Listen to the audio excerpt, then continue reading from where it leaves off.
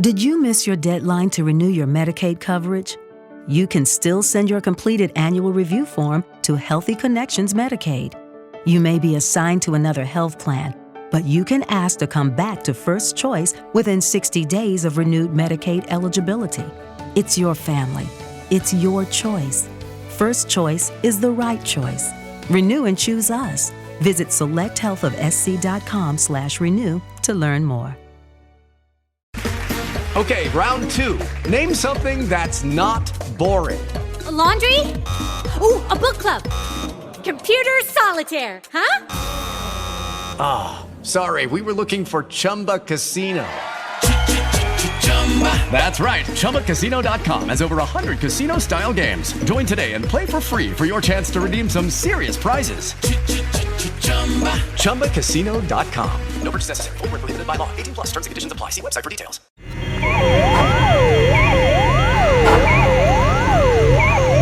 InterD, ciência e conhecimento.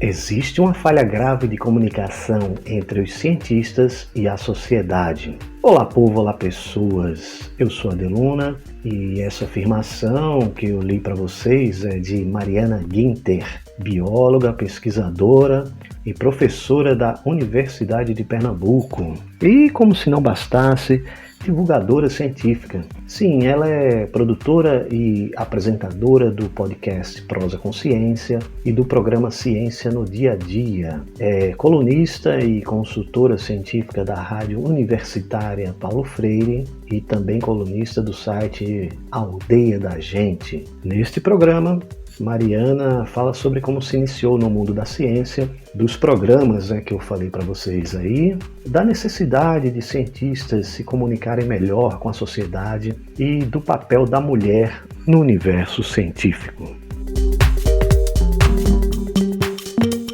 Bom, eu perguntei para a Mariana Guinter como ela começou a se interessar pela ciência, né? O que a fez começar a navegar nesse grande oceano do conhecimento. Olha, eu me lembro de gostar de ciência desde a infância. Sempre foi minha matéria preferida na escola. Mas mais pro fim do ensino fundamental, início do ensino médio, eu comecei a me encantar mais pela biologia marinha. Eu sempre tive uma relação bem forte com o mar. Morava perto da praia, no Rio de Janeiro, e sempre tive muita curiosidade sobre o mar, sobre as ondas e principalmente o que tinha ali dentro, o mundo submarino. Isso sempre me encantou. E eu lembro que eu fiz um curso de biologia marinha, ainda na época do colégio, e a gente teve uma aula prática de mergulho em Arraial do Cabo, que é um lugar fantástico, tem uma diversidade marinha incrível. É um lugar que muitas pessoas vão para mergulhar, que fica no litoral norte do Rio de Janeiro. E foi a primeira vez, eu tinha uns 14 anos na época, foi a primeira vez que eu mergulhei em apneia. E eu fiquei totalmente apaixonada, assim. Eu acho que naquele momento eu resolvi que era aquilo que eu queria para minha vida. Eu ia estudar o oceano. Minha família sempre me deu o maior apoio para seguir a carreira de cientista. Minha mãe também é cientista, então eu não tive muita resistência em casa, muito pelo contrário, eu tive muito incentivo. E isso, infelizmente, ainda não é muito comum para as meninas, né? Esse incentivo da família para seguir a carreira científica. A gente ainda sofre muito com os estereótipos, com essa ideia de que ciência não é uma área para as mulheres. Mas bom, eu entrei no curso de Biologia, né, da Universidade Federal do Rio de Janeiro, UFRJ, e já no primeiro período eu fui procurar um estágio de iniciação científica na área de Biologia Marinha, que sempre foi a minha paixão. Aí eu fiz um estágio, né, na Biologia Marinha, de lá eu fui trabalhar com água doce, fui fazer um estágio com ecologia de água doce, que a gente chama de limnologia, e aí eu segui no mestrado nessa área, ainda no UFRJ. Aí eu fui para a Amazônia, trabalhei num lago impactado por resíduos de mineração, lá na Amazônia. E aí no doutorado eu resolvi voltar para o mar. Fiz meu doutorado em oceanografia, no Instituto Oceanográfico da Universidade de São Paulo, e eu estudei a Baía de Guanabara e a região de Cabo Frio, no Rio de Janeiro, também focando em poluição e impactos ambientais. De lá eu vim para Recife e sigo estudando o mar, sempre focando na poluição e na recuperação dos ambientes aquáticos. Então, eu comecei na água e continuo na água, às vezes com um pouquinho mais de sal, às vezes um pouquinho menos, mas sempre na água. E nunca mais deixei a ciência. E como Mariana Guinter começou a enveredar pela divulgação científica?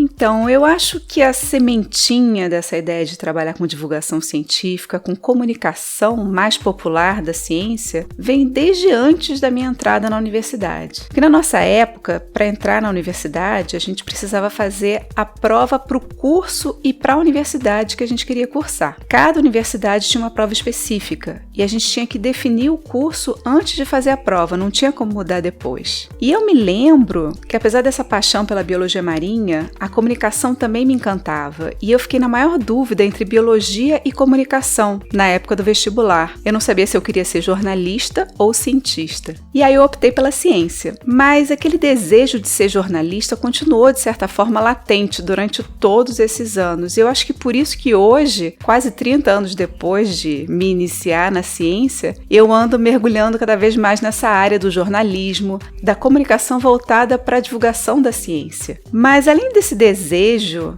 que eu nutria desde a adolescência pela comunicação, eu comecei a perceber ao longo desses anos como cientista que, na verdade, muito pouco adiantava as pesquisas que eu desenvolvia no meu laboratório, os artigos que eu escrevia, os congressos que eu frequentava, até os alunos que eu orientava, se tudo isso que eu e tantos colegas estávamos produzindo não chegava à sociedade. De que adianta eu pesquisar sobre os impactos da poluição nos ecossistemas aquáticos, sobre as possíveis soluções, as estratégias de recuperação desses ambientes degradados, se todas essas informações que eu gerava não chegavam à sociedade, que continua consumindo cada vez mais plástico, jogando lixo no chão, jogando óleo na pia, jogando esgoto nos rios. Então, a gente começa a perceber que existe realmente uma falha grave de comunicação entre nós, cientistas, e a sociedade. E isso começou a me incomodar muito. Eu queria me sentir mais útil, sabe? Eu queria, de alguma forma, fazer com que o conhecimento que nós estamos gerando nas universidades chegasse à sociedade. Eu vejo que muitos colegas cientistas observam essa onda obscurantista e negacionista com tanto espanto, sem perceber que nós temos uma parcela imensa de responsabilidade na ignorância da sociedade em relação à ciência. Enquanto nós estamos fechados nos nossos castelos de saberes, construindo conhecimento, que acabam ficando mesmo restritos aos papers e aos congressos, a sociedade está se informando através de fake news, através de correntes do WhatsApp. E foi por isso que eu comecei a trabalhar mais ativamente nessa área, tanto pesquisando sobre divulgação científica, que é uma área de pesquisa bastante sólida dentro da área da comunicação,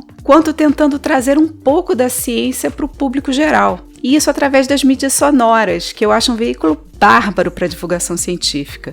Agora a Mariana fala pra gente sobre os programas de divulgação científica que ela produz. Então, falando um pouquinho dos meus projetos atuais de divulgação científica, respondendo aí a segunda parte da sua pergunta, um desses projetos é o Prosa com Ciência, que é um programa de podcast onde eu entrevisto cientistas das mais variadas áreas de conhecimento. A ideia desse programa é trazer um pouco da história de cada cientista, do seu dia a dia de trabalho, das pesquisas, das descobertas que cada um anda fazendo. Enfim, falar um pouco do que é ser cientista e do que é fazer ciência, de uma forma leve, solta, um bate-papo. Por isso o nome prosa. É uma prosa mesmo. E com isso a gente também vai desmistificando um pouco aquela figura do cientista, aquela pessoa estranha, que fala difícil e que faz coisas hiper complicadas. Então, essa é um pouco a ideia desse programa. Ele está disponível nos principais agregadores de podcasts e está no ar desde junho do ano passado, de 2020. E um outro programa que eu tenho é o Ciência no Dia a Dia, que é um programa semanal e aí são drops mais curtinhos, de mais ou menos 5 minutos, onde eu falo da ciência por trás das coisas que fazem parte do nosso dia a dia. Porque se a gente parar para pensar, a ciência está super presente no nosso dia a dia. Em tudo que a gente está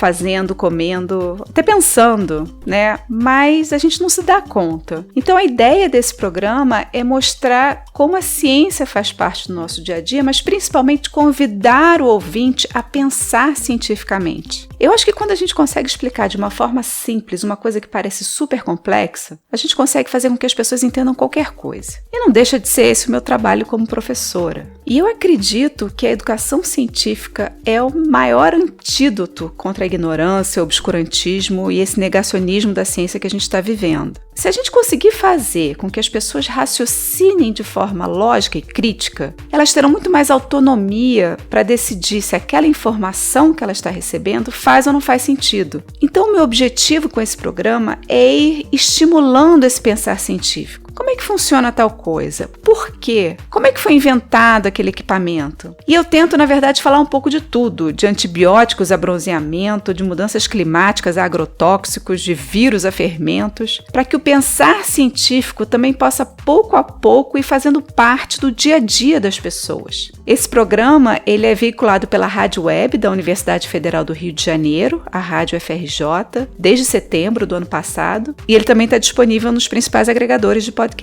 Então, esses são os programas de divulgação científica que eu estou produzindo atualmente. Mas, além disso, tem também os projetos de pesquisa, de ensino e de extensão que eu venho desenvolvendo dentro da universidade nessa área de divulgação científica. E aí envolvendo também alunos de graduação, de pós-graduação, para tentar incrementar um pouco a formação desses futuros cientistas nessa área da comunicação. Eu acho que a gente precisa urgentemente de cientistas que saibam se comunicar com o público. E, na minha opinião, o futuro da ciência depende muito disso.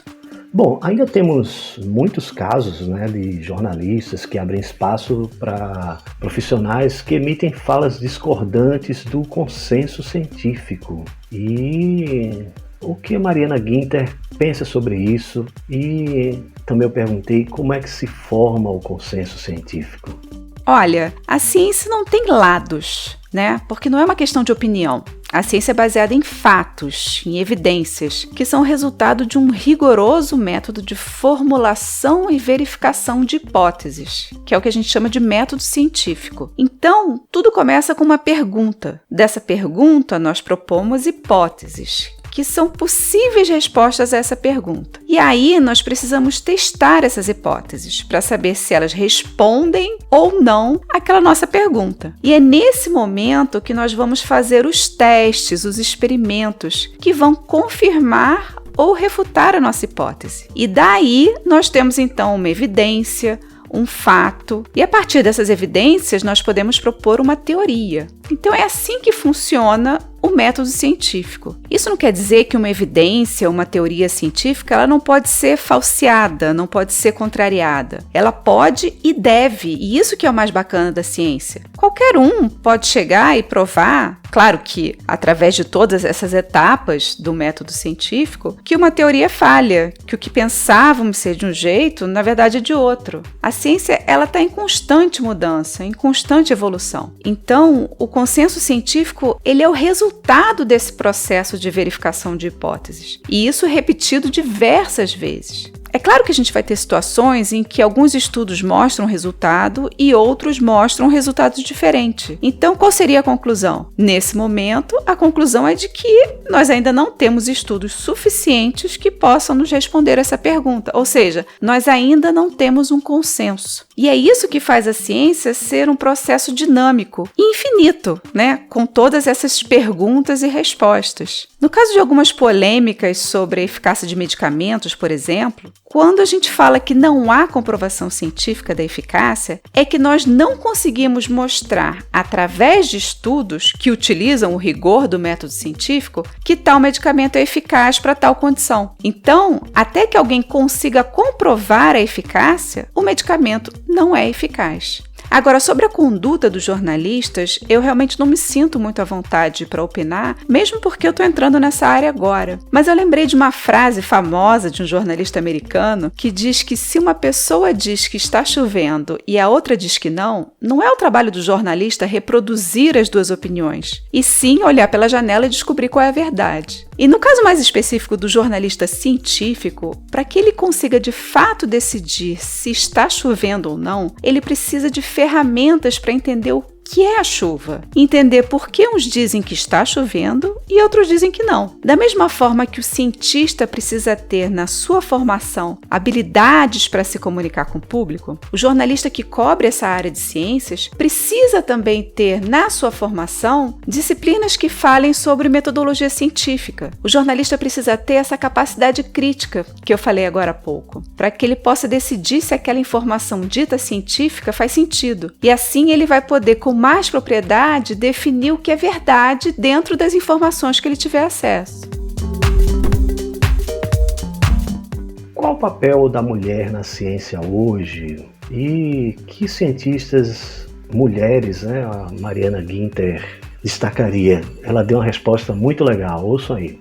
Bom, em Pernambuco, no Brasil e no mundo todo, a mulher ainda enfrenta muitos desafios e não tem as mesmas oportunidades que os homens têm na ciência. E isso se deve muito àquilo que eu falei antes sobre os estereótipos, essa ideia super antiquada de que existem áreas de atuação femininas e áreas de atuação masculinas, que é a mesma ideia de que existem brinquedos e brincadeiras diferentes para meninos e para meninas. Então, muitas meninas elas já crescem acreditando que a ciência não é para elas, ou que elas não são boas o bastante para isso. E aí elas nem tentam. As meninas ainda não são tão estimuladas nas áreas da ciência quanto são os meninos. E aquelas que mesmo assim insistem na carreira científica enfrentam ainda muitos preconceitos. Desde ter artigos e projetos de financiamento aceitos, aprovações em concursos, convites para palestras, tudo é mais difícil na academia para as mulheres. Nós já conseguimos enormes vitórias, é verdade, mas ainda há muito para ser conquistado para conseguirmos chegar a uma condição de igualdade com os homens dentro da academia. E dentro dessa desigualdade, a gente tem um fator muito importante que é a maternidade. Na nossa sociedade, o cuidado com os filhos ainda é, na grande maioria dos casos, uma tarefa exclusivamente materna. E isso faz também uma diferença enorme na produtividade e nas oportunidades de trabalho para as mulheres em relação aos homens, que na sua maioria, apesar de pais, não investem o mesmo tempo na criação e na educação dos filhos. Então essa desigualdade na nossa estrutura social, além de todos os preconceitos que eu já tinha falado, vão afetar diretamente o desempenho das mulheres na ciência e agravar ainda mais essa disparidade, essa desigualdade de oportunidades entre homens e mulheres. Agora, sobre os cientistas locais e nacionais que eu destacaria, eu não saberia listar sem correr o risco de ser injusta com alguém. E nossas métricas de importância na ciência, elas são tão limitadas ainda, sabe? Quem seria uma cientista de destaque? Aquela que publica muitos artigos? Aquela que fez uma descoberta importante? Aquela que ganhou muitos prêmios? Como é que eu vou comparar uma cientista que está iniciando a sua carreira com aquela que já está estabelecida, que já tem seu laboratório equipado, seu grupo de pesquisa funcionando, seus projetos aprovados? Como é que eu vou comparar, por exemplo, uma cientista que não tem filhos, aquela que é mãe solo? Então, para mim, todas as mulheres que escolheram a ciência merecem todo o meu respeito e admiração pelo simples fato de enfrentarem o desafio diário de ser cientista no Brasil. Bom, eu quero agradecer muito a participação da professora e pesquisadora Mariana Guinter aqui no InterD. Obrigada a você também e parabéns pelo programa. Para acessar a versão em texto desta entrevista e outros conteúdos sobre ciência e conhecimento, visite nosso site www.interd.net.br. Este programa é produzido e apresentado por este que vos fala, Adeluna. Tem edição de Pedro Santos e apoio cultural do Estúdio Bacamarte.